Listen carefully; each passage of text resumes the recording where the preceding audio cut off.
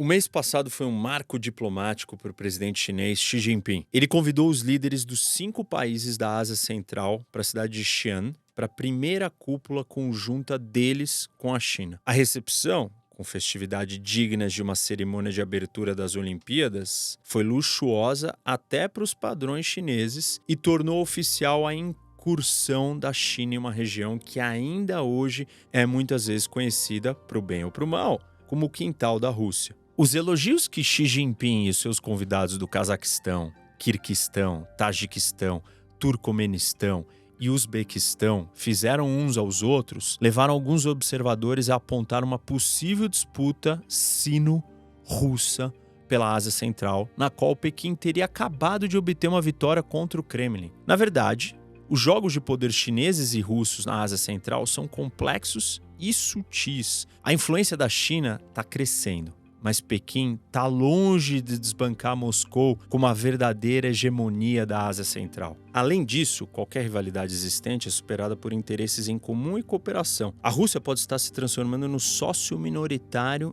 em uma parceria cada vez mais profunda e assimétrica com a China. Mas na Ásia Central, ainda é a potência dominante e não encara, pelo menos momentaneamente, o aumento da presença chinesa como uma ameaça. Se a crescente influência de Pequim na região revela alguma coisa, é que os estados da Ásia Central, mais de 3 décadas após a sua independência da União Soviética, estão começando a emergir como atores políticos regionais autônomos. Todos os 5 países da região, Cazaquistão, Uzbequistão, Turcomenistão, Quirguistão, Tajiquistão, devem enfrentar uma China em ascensão, uma Rússia beligerante e uma tensão cada vez maior entre esses dois vizinhos e o Ocidente. Para isso, eles apoiam o Putin sem virar totalmente as costas para o Ocidente e abraçam a China enquanto protegem os seus interesses com a ajuda da Rússia. Pequim e Moscou, por sua vez, caminham com cuidado, para ao mesmo tempo aumentar a sua influência na região, mas sem pisar no calo um do outro.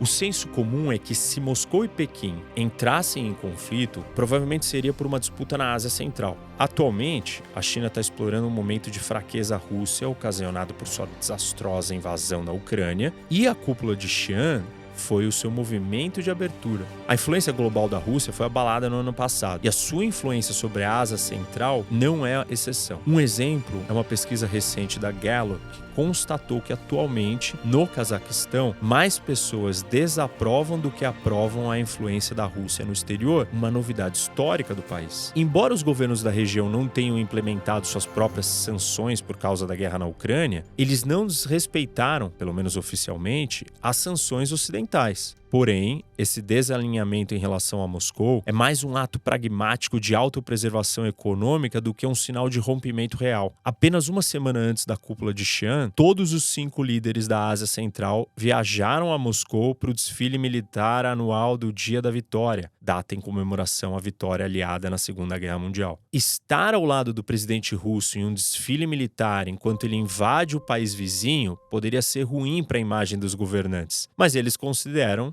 essa uma aposta mais segura do que faltar ao encontro. Eles consideraram que não seriam punidos pelo Ocidente por comparecer a um desfile, mas poderiam ser punidos pelo Putin por não comparecerem, já que ele os convidou pessoalmente e a data tem um grande significado para a Rússia. Desde o início da guerra, Moscou teve o cuidado de ocasionalmente lembrar os seus vizinhos do lugar deles na hierarquia regional. Em várias ocasiões, desde o verão passado, por exemplo, os russos fecharam temporariamente o oleoduto do Cáspio, que atravessa a Rússia e serve como um canal vital para as exportações de petróleo do Cazaquistão para a Europa. Embora na maioria desses casos as autoridades russas dessem desculpas técnicas, como por exemplo problemas ambientais ou estruturais, as paralisações muitas vezes ocorriam depois que o governo cazaque discordava do Kremlin. Moscou é também uma fonte crucial de bens básicos para o Cazaquistão e o Quirguistão, seus colegas na União Econômica Eurasiática. O comércio russo com toda a Ásia Central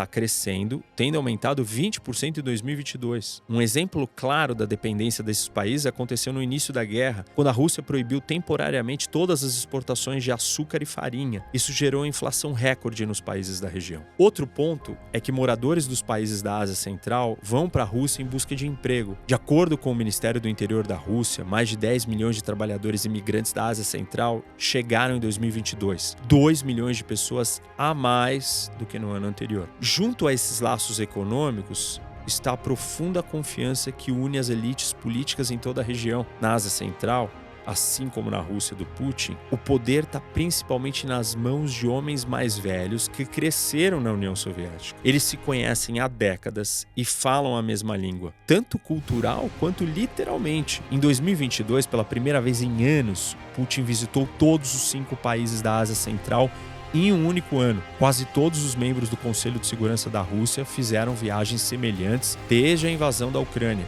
assim como influentes líderes empresariais russos. Várias investigações recentes da mídia mostraram que por trás dessas visitas informais amigáveis existem esquemas de corrupção por meio dos quais Moscou ajuda a encher os bolsos das elites dominantes da Ásia Central. Outra vantagem da influência russa é o papel da Rússia como modelo de estabilidade autoritária. Nos últimos anos, o Cazaquistão, o Quirguistão e o Uzbequistão implementaram leis restritivas que se assemelham muito às leis russas criadas antes delas, desde a proibição da propaganda LGBT até controles mais rígidos sobre a mídia independente. De forma mais ampla, a Rússia ainda exerce um poder considerável em toda a Ásia Central. A mídia russa pró-Kremlin continua a disseminar propaganda pela região, colhendo resultados bem positivos. A reputação da Rússia pode ter sofrido um golpe após a invasão à Ucrânia, mas de acordo com uma pesquisa recente do Barômetro da Ásia Central, 23% dos cazaques ainda culpam a Ucrânia pela guerra. 27%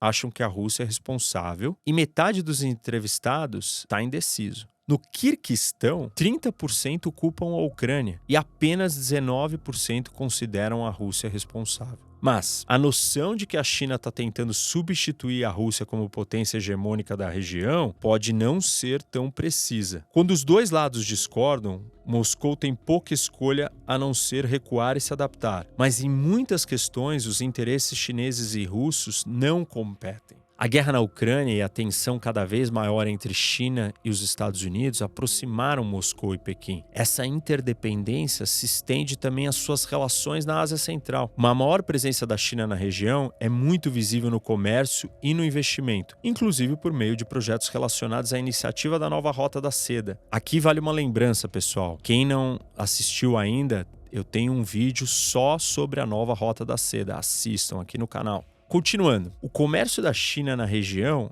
é maior e cresce mais rápido do que o da Rússia, chegando a 70 bilhões de dólares no ano passado contra 40 bilhões de dólares da Rússia. No entanto, essa expansão não ocorreu às custas da Rússia. Grande parte disso assume a forma de exportações de commodities da Ásia Central para a China. Exportações para as quais a Rússia, ela própria, uma importante exportadora de commodities, tem pouco uso. Pequim também tomou cuidado para não perturbar a União Econômica Eurasiática, não construiu uma instituição supranacional rival, nem buscou oficialmente acordos de livre comércio com outros membros da União além da Rússia. É claro que ainda conduz um comércio bilateral significativo com esses países que Moscou não tem outra opção a não ser aceitar, uma vez que não pode competir com a tecnologia ou com o dinheiro que Pequim tem para oferecer. Também em questões de segurança regional, os interesses e a influência dos dois países frequentemente se complementam. A principal prioridade para ambos os lados é preservar os atuais regimes da Ásia Central e manter o Ocidente, e acima de tudo os Estados Unidos,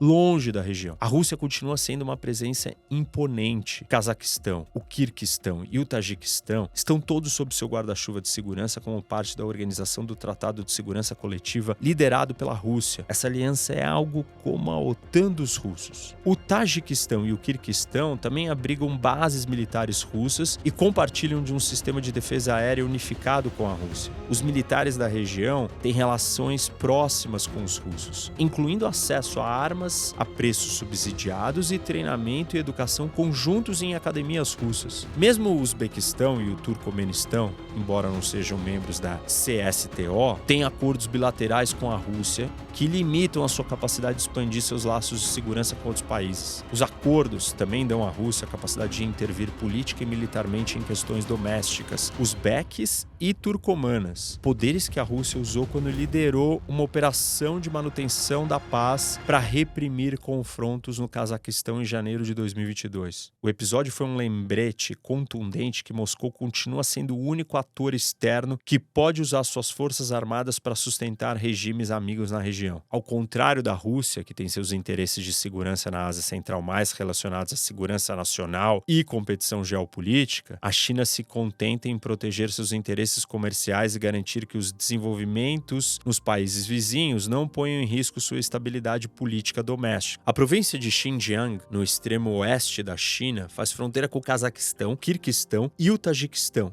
e se assemelha a eles em cultura, etnia, idioma e religião, muito mais do que outras partes da China. Desde que essas nações conquistaram a independência após o final da União Soviética, Pequim buscou laços de amizade com elas por medo de que pudessem inspirar ou fomentar um separatismo em Xinjiang. Outra preocupação de Pequim é que a Ásia Central possa servir de ponte para jihadistas do Afeganistão unirem forças com extremistas uigures em Xinjiang, especialmente depois que um homem-bomba atacou a embaixada chinesa em Bishkek, capital do Quirguistão, em 2016. Especialmente desde o ataque de Bishkek, a China realizou dezenas de exercícios militares conjuntos com seus parceiros da Ásia Central e realizou centenas de reuniões de alto nível com suas agências militares e de inteligência. Também ampliou a cooperação em tecnologia militar, participou de vários programas de intercâmbio conectando oficiais da Ásia Central com universidades militares chinesas e realizou patrulhas conjuntas regulares de fronteira. Ao longo dessas trocas, a Ásia Central emergiu como um campo de teste para instrumentos de segurança que Pequim ainda não usou em outros lugares. No Quirguistão, por exemplo, foi a pioneira na prática de enviar empresas de segurança privada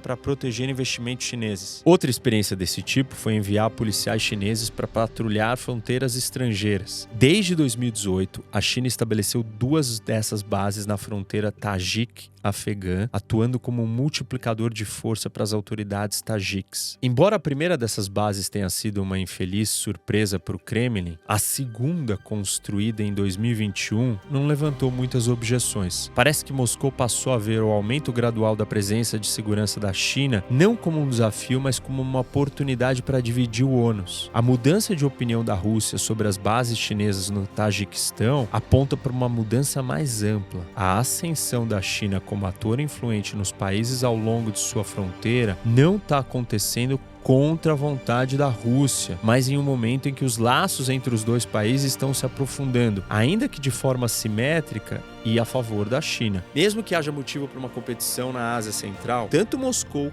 quanto Pequim consideram as suas relações bilaterais amistosas uma prioridade, especialmente em meio ao crescente confronto com o Ocidente. Esses países da Ásia Central, além de não terem saída para o mar, estão localizados entre 2 potências cada vez mais alinhadas, a Rússia e a China. Eles não têm nada a ganhar com a substituição da dependência quase total da Rússia pela dependência quase total da China. Todos eles estão tentando diversificar seus laços com o mundo exterior e, nesse aspecto, tanto a Rússia quanto a China são igualmente importantes para eles. No futuro, a assimetria de poder sino-russa pode, é claro, ficar desequilibrada o suficiente para que os líderes chineses interfiram na política da Ásia Central com pouca necessidade de consentimento ou ajuda do Kremlin. Mas é improvável que isso diminua seus interesses compartilhados e o seu apoio mútuo aos regimes autoritários da região. O potencial de cooperação continua muito maior do que o risco de conflito. E a Ásia Central é um lugar onde o eixo